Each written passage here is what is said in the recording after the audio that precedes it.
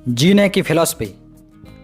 जब मैं कोई गलती करूं तो मेरे अंदर इतनी शक्ति हो कि मैं अपने आप को बदल सकूं, और जब मैं कोई अच्छा या सही काम करूं तो मुझ में अहंकार की भावना ना आए।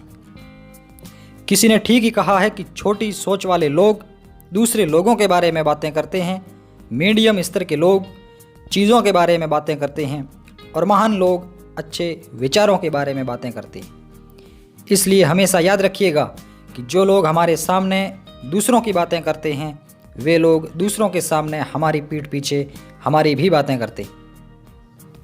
हम अपने सपनों को साकार करने के लिए किसी दूसरे लोगों की कीमत पर असलियत का रूप नहीं दे सकते, यानी कि हम अपने सपनों को दूसरों के भरोसे पूरा नहीं कर सकते।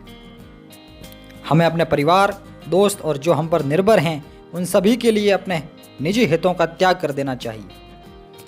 किसी ने बड़ी कमाल की बात कही है कि अगर आप मुझे एक बार धोखा देते हो तो यह आपके लिए शर्म की बात है, लेकिन अगर आप मुझे दोबारा धोखा देते हो तो ये मेरे लिए शर्म की बात है।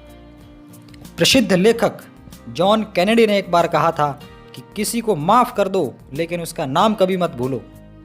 उनके कहने का मतलब यही था कि एक बार धोखा खाने के बाद दोबारा धोखा खाना आपकी अक्लमंदी नहीं है। झूठ बोलने के साथ सबसे बड़ी समस्या यह है कि झूठ को हमेशा याद रखना पड़ता है, जबकि सत्य को थोड़ा समय लग सकता है लेकिन वह अपने आप सामने आ जाता है।